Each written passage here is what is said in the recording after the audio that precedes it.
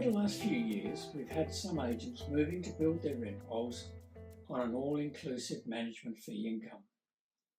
In other words, instead of charging management fee plus letting, renewal, inspection and so on, they set an all-inclusive management fee. This fee is usually anything from 13 to 19%, depending on which part of the country you're working in.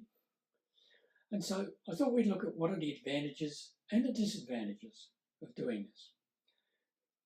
The obvious advantage is the regular cash flow on the leasing and renewal fees which are received proportionally each month. That is, instead of receiving a lump sum once a year or so when you do a renewal or a leasing of the property. So you're receiving a portion each month through the increased management fee being charged. This makes for ease of administration from the agent's perspective. Management fees are locked into your computer system and they're calculated automatically. Many times incidental ancillary fees are not automatically collected on your computer system, so they can easily get overlooked and not be charged. This could be because of work pressure in the office or perhaps the oversight of a staff member. So a gross management fee can be a good way of streamlining your fee collection process. But what are the disadvantages? Well, to the landlord, it can sound expensive. It may be difficult to convince a landlord to pay this amount, as the fee sounds so much higher than what they're used to being quoted. Therefore, if you're going to do it, it is imperative that you have some figures to show them the comparisons between the traditional fee structure and the all-inclusive fee structure, along with the benefits for them. One of those benefits may be, for example, ease of budgeting. They can know exactly what's being charged month in and month out without any big surprises when the property is either relet or renewed. One of the big problems we see is that agents tend to discount this all-inclusive management fee because it just sounds so expensive. And they're actually getting less than what they were getting when they had their standard fees and charges. So they're actually reducing the amount of gross income to the agency. So before you change, make sure you are not throwing money away. Work out what your current gross income per property is each year, and then decide on the level of percentage of fees you need for a gross fee to cover that.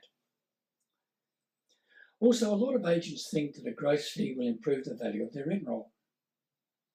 It comes from this preconceived idea, which is a little misleading, where you say the value of the rent roll is the management fee multiplied by the multiplier. Therefore, if I increase my management fee income by raising that fee, the rent roll value is going to commensurately increase in value. However, it is from our experience selling many portfolios with this fee structure in place that it's not quite that simple. All the banks and valuers understand that a healthy rent roll is going to produce around 30% more above management fee each year.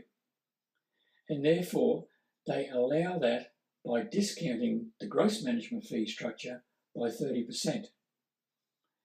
Now, if you're careful in setting your fees high enough, you can still be in front financially, but you need to do your homework first.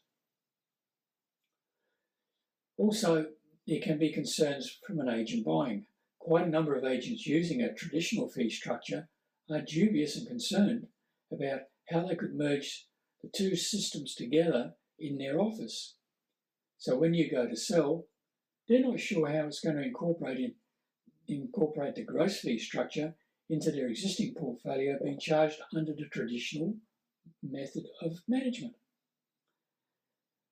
So concerning is this to some agents that you may even lose a buyer if they're not really familiar and understand the gross fee process. So whichever way you choose to structure your fees and charges, the end sales result is probably not going to really be that much different. If the idea of regular cash flow each month is appealing, and it eliminates the oversight of those missed fees and charges, then it could be for you. But as we said, if you're planning to go down this track, do your homework carefully. Know what your rent roll is producing in gross fees and use that as a guide to set the new gross management fee level. Well, I trust that these points have been helpful to you. This has been Chris Goodway from the Rent Roll Broker. Thanks for listening, and until next time, goodbye.